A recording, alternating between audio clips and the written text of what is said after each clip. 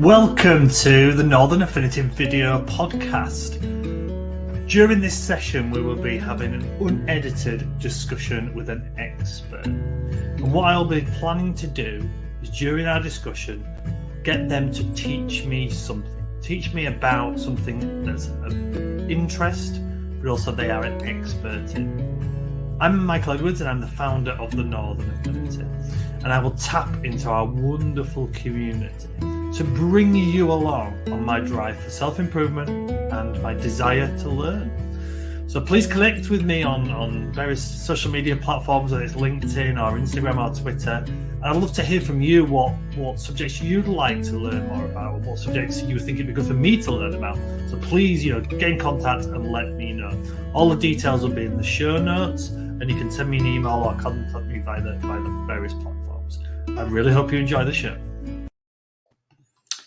Okay, well, I'm delighted to say we are joined in this episode by Justin from Choose Purple, and Justin, we're gonna have you essentially teaching me how to maximize marketing in a recession. So, firstly, thanks for coming on to the video podcast, Justin. Great to have you. Thanks for having me, Michael. It's good to be with you. Brilliant. So do you want to just briefly, before we go into the discussion about the subject, do you want to kind of just explain a little bit about you and your business, and then we'll go from there? Sure. Yeah. So I run a marketing agency, and that's pretty much what we do. We market on behalf of businesses, organisations, schools, charities, primarily across the UK. It's just about pushing people's brand and name out there, and obviously generating sales or whatever it is that they need as the output. We help people get that output and those results, whatever that might be for them, through a whole load of mediums, whether it be web, whether it be strategy, whatever it might be. That's what we spend our lives doing. Excellent. So we're recording this in kind of early mid-October, so we're in a kind of obviously times that we're probably going to have for the foreseeable future, quite difficult financial times, and you hear a lot of information about what people do should save money, and there's been bits about businesses and things like that. So I thought it was a very relevant subject to cover this. So why do you think we need to cover this, Justin, and why is it important to kind of talk about maximizing the marketing in potentially difficult times? Yeah, well, as you say, October, we're right in the midst of turn the news on or whatever is pretty depressing. So I don't know about you, but I don't turn it on a lot. And the challenge is going to be there, probably for more industries than others. And whether it's going to get worse or it gets better, all that's up for grabs, and no one knows, and we don't. Well, I certainly don't know. I don't know about you, Michael, but I certainly don't know.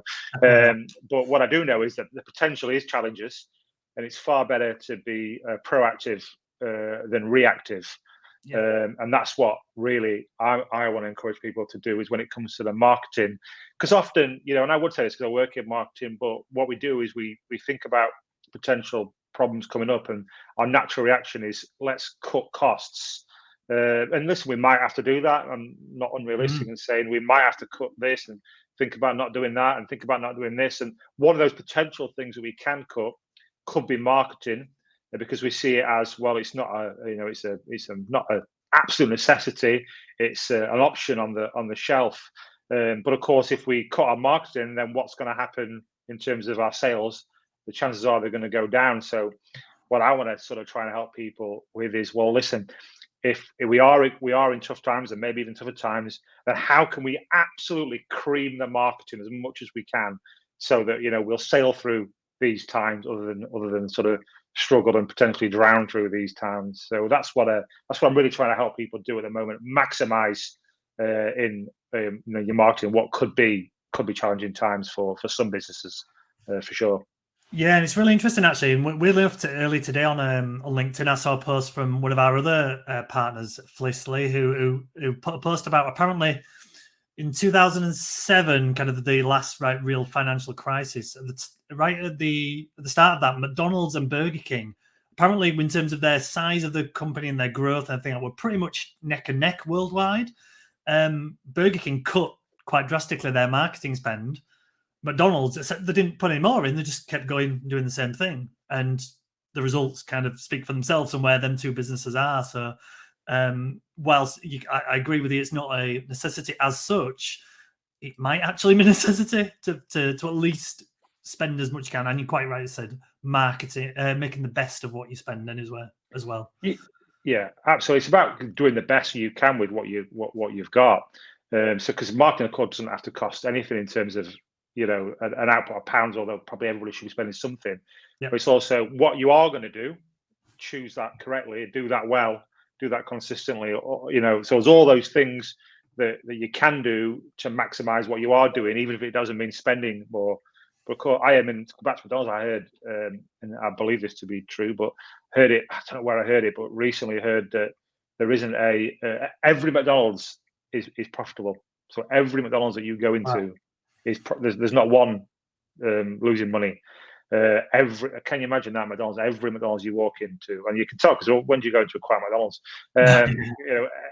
or drive-through, or now Just Eat, they're just creaming it, and that's because they've nailed it. So that's exactly right. Yeah. There's plenty of Burger King's probably losing money, although don't quote me, I don't know. But yeah, because again, it comes down to marketing and maximizing the opportunity that's in front of us. Yeah, absolutely. So I guess on the kind of the details of it, what type of things should businesses be looking to do to get the best out of what they do? And I know obviously there's going to be no one true answer for everybody here, but I'm sure everyone can pick up something that's related to them.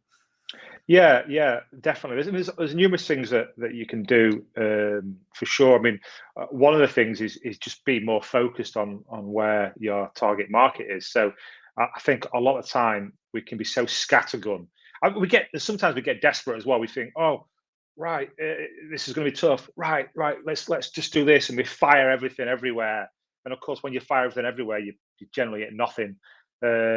So let's just be a little bit more focused in terms of what we are doing. So, don't think, oh, I've got to go here, I've got to go there. Right, I need to be doing this, I need to be doing that. Let's do this. And then what you end up doing is you end up doing nothing well and everything poor.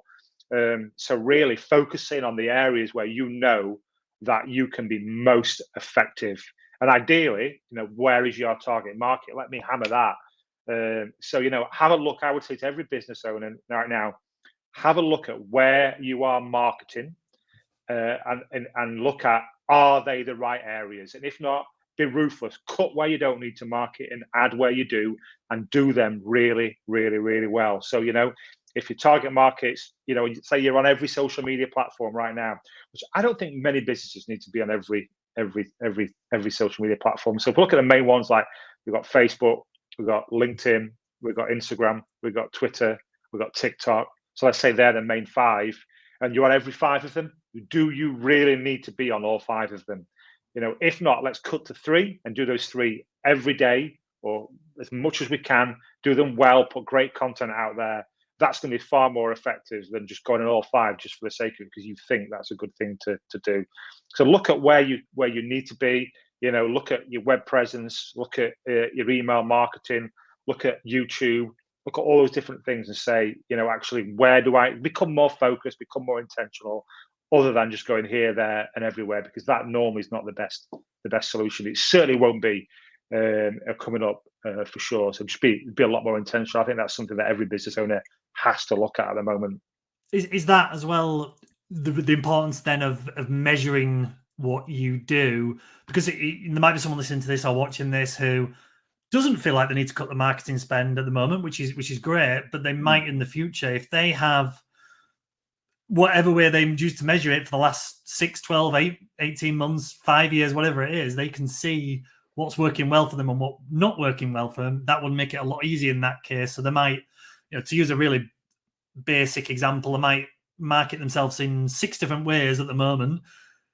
3 of them do okay, 3 of them do really well. If they know that because of the previous, then it's easier, where you can focus. Yeah, absolutely. Well, data is everything, isn't it? I remember hearing something like in the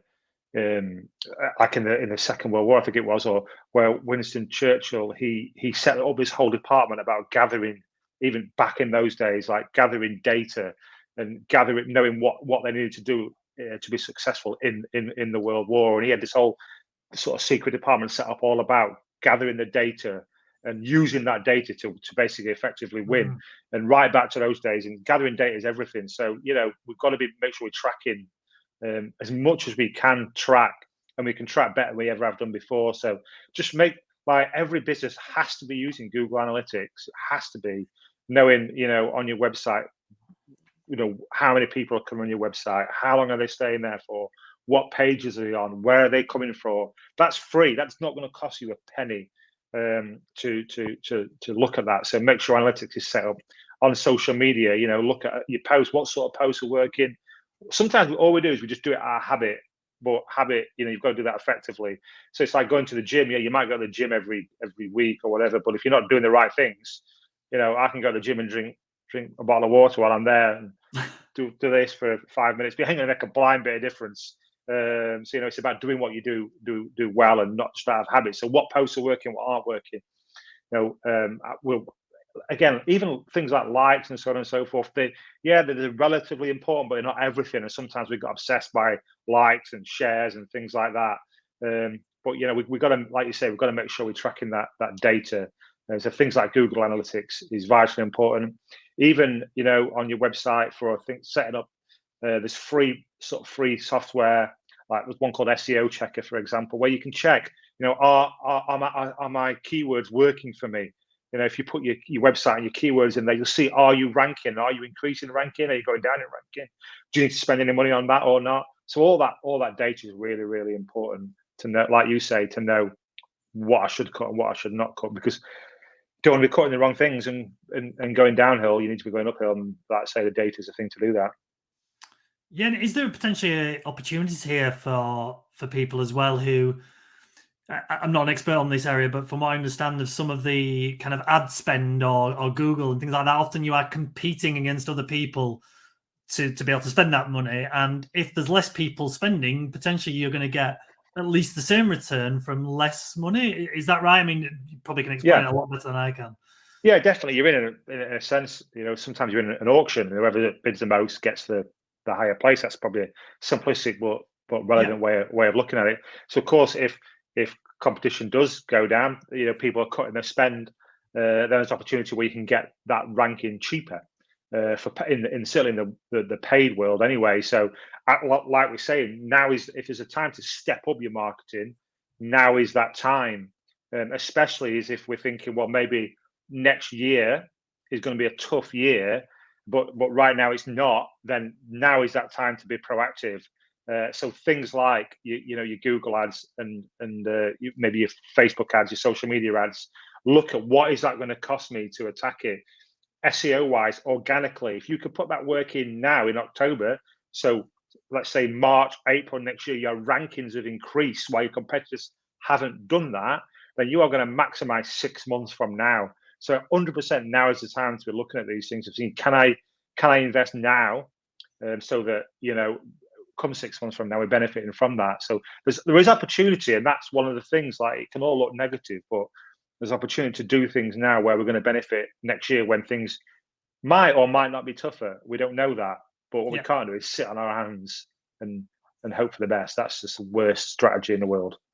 Absolutely. And I think just thought of something then actually about this, is that where is in your opinion, this is more of an opinion, I guess, that if you're in a business where the recession potentially benefits you, so maybe use an example, a coffee shop who, I mean, the cost of living, the heating crisis and everything like that, you could go out and start saying to everyone, I'll tell you what, don't spend money on your own heating. Come and sit in our coffee shop for the day and drink a few coffees. It's actually cheaper than heating your house. Is there a line there that potentially from maybe a public relations element of it, or a like that, you could just be kind of seen to be taking advantage of quite a bad situation, and kind of what kind of things should businesses be looking out for in that way? Yeah, I think it's not often what you say, it's how you say it. That comes across. That's just life in general. You teach your kids, not what you say, it's how you say it. So, and that's that's really, really important. So I think in marketing it's exactly the same thing. I don't think there's a problem with that principle of, listen, come to the coffee shop, we'll give you free Wi-Fi, you can top up as much as you want for such and such a money. Yeah, they're going to make profit out of it because they're already paying for the eating, already paying for electricity anyway. They'll do a deal on the coffee, which is fine. Coffee's like nothing to the profit margin on it's massive anyway. So therefore, actually, it looks like we're helping, which they are doing, but they're going to make profit out of as well. I mean, I know a contact of mine who he has like a place where you go and you get sort of hot desking, that sort of thing. And he's saying that basically, don't quote me this because I don't know the amounts at all. But he was saying like supposedly working from home is going to cost you. I'm just pulling this amount out of the air, but let's say it's going to cost you £250 a month to work from home, or you can go and hot desk whenever you want at his place, as much coffee as you want. Be warm, be air conditioning. I think they do yoga once a week for free. All that stuff, and you pay $199. Yeah. He's basically, yes, he's maximizing it, but it don't come across to me like he's I'm thinking I'm saving 50 quid here. Who's winning? So I think it's how you say it, not what you say, is really, really important in your marketing. It's that brand protection and the tone of voice that you use more than what you're saying. Yeah, so I guess the kind of general message is just have a little think about it rather than just put it out there. As long as your intention is good, just be aware, because it's that. I use the example of that as kind of think of a comparison. Maybe in the summer when we had those few days where it was 40 degrees, and a few businesses were saying, "Come and sit in our aircon." I think that's a good way of doing it. But obviously, this is a little bit different because it's a bit more emotive. It's a longer term thing and that kind of thing. So it's just kind of, I guess, getting the balance right. Yeah, I think so. It's also just backing up as well, your PR. So like one of the things that I would say you need to maximize now is, and you can always maximize, but it's free, is work hard on getting positive reviews online. Mm-hmm. So, because that backs up those sort of claims anyway, because people look and they go, oh, these guys, they're prepared to help. They've got great reviews. The PR's good. So everything, what reviews do, they back up everything that you're doing. And the amount, again, people might be listening to this and thinking, well, I don't really work hard on getting reviews. You've got to go out and proactively get those reviews. So, on Google, for example, where that's going to help you, it's going to play a part in your SEO and being found online. So it's 100% a no-brainer to go out and get Google reviews proactively after every client you work with. Some will never leave you a review, not because they don't like you, they just can't be bothered. I'm too busy. So therefore, you're not going to get that. But if you can get 1 in 4, or whatever it might be, who are they going to do business with? You, who's got 97 reviews, 5-star, or the bloke down the road that's got 3? And it's a no-brainer, isn't it? Again, so again, one of the things that 6 months from now, be thinking 6 months from now, let me add 50 reviews or whatever it might be. That's really, really going to help in the long run. All these things, they add up for your business. So again, maximize your marketing by being proactive, and reviews, whether it be Google, Facebook, Trustpilot, whatever it might be. Just put a system in place, be consistent, and follow it through. That's really, really relevant. Just have you got any kind of, I guess, tips around that, people how to get reviews? Because like you said, well, however much you do, some people won't, but is there any kind of good ways of getting as many reviews as you can? Yeah, I mean, you can use systems. If you want to use automated systems, you can do, but often people can tell they're automated. And even though I work in marketing day in, day out, and I'm all for systems and automation, it's that personal touch as well. So we actually do it. Again, we don't sell hundreds of stuff every day. So I think if you do that, it's better to be automated. But if you don't do that, then really, I'm all for making it as easy as you can for people. So, you have an email script that you literally can just copy and paste, put into an email. And as soon as you're part of your system, as soon as that job is done, send them that email, send them the reminder, and send them a text message. I think if you do all those 3 things, if they don't answer to those, they're probably never going to answer. So it's just about being proactive. It doesn't take long. It takes like 30 seconds. And they feel like you've personally contacted them for a review. They can literally click on it and leave a review there and then. And over text message, obviously, a lot of people work off the phones nowadays for, Google Maps or whatever it might be.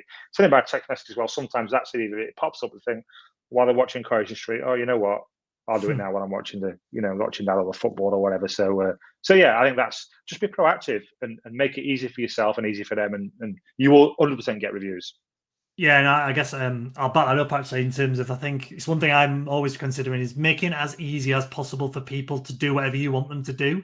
I think it's you can get lost in sometimes what works best for you, which is fine. But sometimes when things like that, when you're asking for a favor, essentially, just it might make it more difficult for you. Rather than, like you said, you could do an automated, which would be easy, but it might mean you have to spend a bit more time. But you're probably going to get a better response if you make it easy. Exactly. Well, the two things on that. Number one, for Google, you can give them a direct link where it literally, as soon as they click on it, it doesn't go to your Google My Business, it goes to the review where they're literally typing the review there and then. So that makes it easier. And maybe if you sell a lot of something, so it's e-commerce, for example, you just constantly then automate that.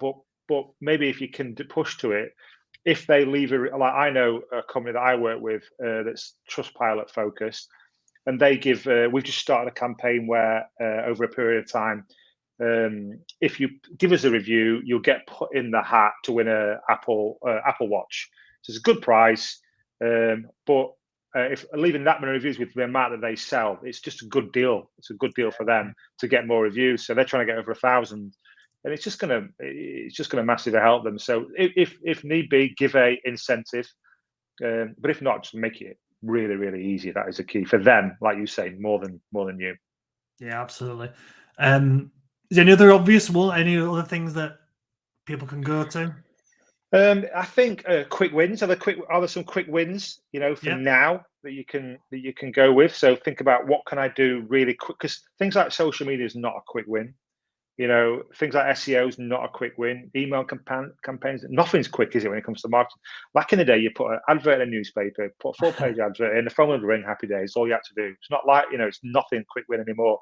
But there are little things, such as, what about looking at your client base, your old client base, and what can I do with my client base or my old client base to re-energize that or bring something back from that?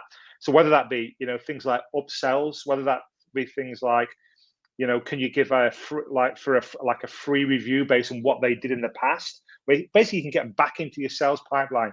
Yeah. I won't guarantee it completely, but I would be fairly confident to say if everybody looked at their old client list and thought about what can I do to reconnect with them, bring them back into my sales funnel, I reckon everybody would win business out of that. Whether that be an offer to engage them, whether that be a free sort of review or a free consultation or whatever it might be.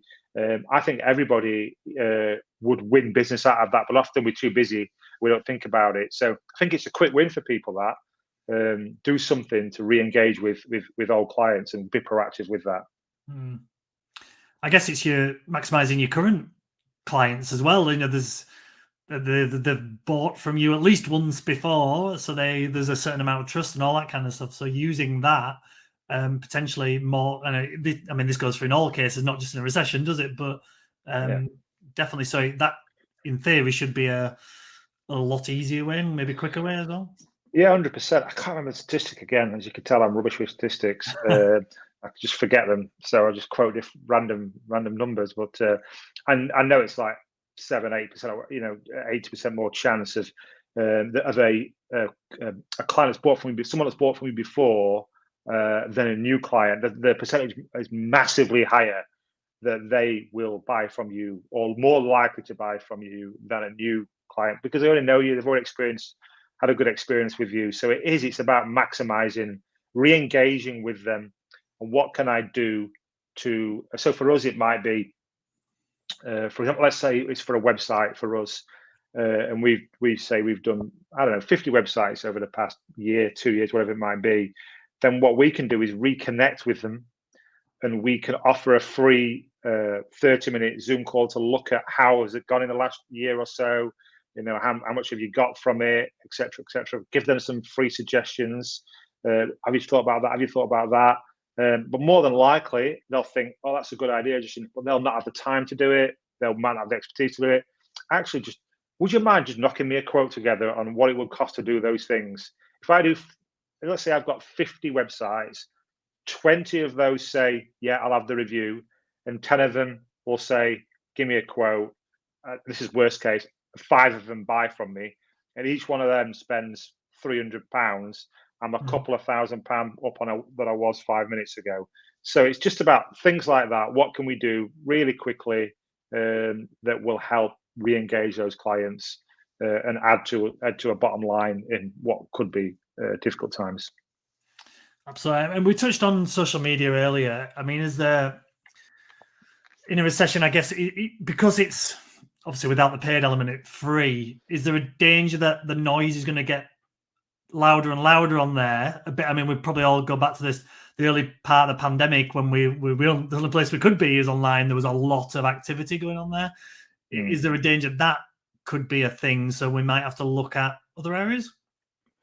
Yeah, I definitely think so. And of course, some social platforms are becoming a bit of a nightmare as well to market on. Like, the algorithms are constantly changing, and you feel like you've got to work a lot harder to be seen and to get found. So I think, number one, yeah, we have to look at other avenues, but I think we have to be sharper as well with what we do.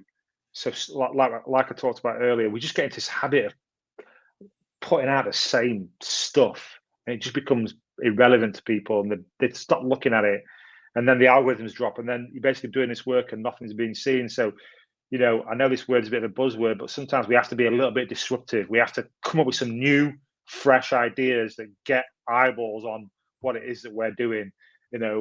Again, video, and Matt, this is video right now, but how many people are still not doing video? And it's guaranteed to work better than other posts. And yet I know that sometimes confidence and self-esteem and shy, and I get all that, but there are different ways that we can do it. So yes, we have to look at social media. If we're going to do it, we've got to do it effectively, we've got to do it consistently, we've got to do it well. But again, look at other ways, or other things that we can do. Things like your TikToks and things like that. That's fresh, that's new. Are we early adapters on that, or are we not early adapters on that? Should we be on it? Should we not be on it? So even if we're not on it, let's have a conversation about whether we should be or not. Let's not just disregard it because we think everybody's 13 and crazy that's on there. So let's have the conversation. At least email marketing. Over the years, a lot of people have dropped off that, but it's still got its place.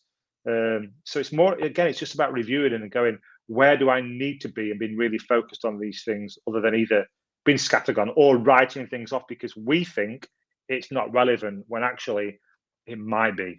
And let's not just write things off because we think, it's not going to work. It could. Yeah, I was just thinking then, how important is repurposing content as well? Because you've got, this is kind of what I'm doing here. We've got a video podcast here. That's at least 2 platforms that this will be, from the YouTube page to the podcast, and obviously we'll put it out on social media and things like that. It's one piece of content that can be used in various different ways, and that is about maximizing marketing, recession or no recession. Yeah, massively. And again, it drives me insane about how we don't repurpose content, because this one thing we're creating now, we could use this, repurpose this 20 times over, in terms of on different platforms, like you've said, audio and visual. Not only that, we can rip 1 minute or 30-second snippets out and use them in different places over the next month. And suddenly, from one half-an-hour session, we've got 20 to 30 pieces of content we can use all over the place. But what we often do is we just create the 30 minutes of content, put it somewhere, and go, there we go. Let's watch what happens, and then not a lot happens. Instead of, like you say, repurposing is massive. And so, again, put it it can go on blog posts. We can transcribe it and use it as over a series of blog posts. There's all the different things that we can do, as well as the video, as well as the audio, as well as using it on different social media platforms. So, yeah, repurposing is massive, and it's not used as much as it should be. Am I right in saying there's some sort of platforms that you can use to essentially transcribe, as you touched on this conversation, me and you, and is it Otter AI? Have I made that up? There is, there's one, I forget the name of it. There's one where you pay like a dollar for so many words. It's cheap as chips anyway. So you might pay like a £5 or £10 to get this whole thing transcribed. Yeah. And you upload it, they send you it, done. I think the AI ones are probably I don't know, I've not used them. They might be hit and miss. Where I know with this, so I've used it myself, you just pay a few pounds and you get the whole thing transcribed, split it up into blogs, proofread it, takes you an hour, but you've suddenly got all that content. So yeah, there's platforms out there for sure that do that, and it's very effective. Yeah, it's fantastic. So before we finish, is there anything else that you think that would be useful for people? I think just, consistency is important. So if you're going to do it consistently. Please don't be too hit and miss, because again, if you hit and miss in the way you do it, then you'll be hit and miss in your results. And let's not forget as well, I think this is really important, and I know you'll agree with this because of what you do, but let's connect in person with people. I think that's really, really important. Coming out of the back of the years that we've had and going into the years that are to come, we're still going to be connected in person with people. So let's not lead everything to Zoom and lead everything to that. I still think it, as part of marketing strategies, let's be getting out there and meeting people as well, because that is still really, really important. So I think there's some good tips, and think long term and think short term as well. What do I need to be doing for 6 months from now? What do I need to be doing 12 months from now? And what do I need to be doing now? And put that into a simple plan and be consistent with it, and it will see you through, hopefully, quite effectively. But final thing I'll say is, if you don't do it and you don't take action, then we don't know what the results are going to be. But if we do, we think cleverly and we work cleverly, we can go for the next year, go for the next 2 years, make some profit, have good lives. There's no reason we can't do that if we maximize and don't just sit on our hands. That's a great message, Justin. And you obviously find me disagreeing about people meeting in person. I think it is, like you said, we've mainly talked about the kind of the online stuff here, haven't we? But there is a million and one different ways of doing that. So it's not just about those things. So I'll put all your details and everything in the show notes, Justin, so people can find out a bit more about you. But if you want to kind of let them know where the best place is to find out, you'll find me on social media, that is for sure. So whether it be LinkedIn or Facebook or Instagram, or you can check us out online. It's choosepeople.co.uk. Any of those places, you'll be able to connect with me and the team. Thank you, Justin. I really, really appreciate your time. Now, I've made a load of notes. You've actually given me some actions to do, and probably do more repurposing of the content for a start. We do some of it. I think I can do more of it as well. But thank you so much. Really appreciate it. And great to have you on. Pleasure. No problem. Thank you very much. I hope you enjoyed this chat today, and like me, you learned something new from our wonderful expert. So if you'd like to hear from more of our sessions, please subscribe on whatever platform that you get your podcast from to hear more. And also, we'd love to meet you at some point at one of our upcoming events. The Northern Affinity hold events all across the north of England, and we'd love to meet new people and have guests along. So please come along and check out our website or all the details in the show notes. Thank you very much for listening, and see you next time.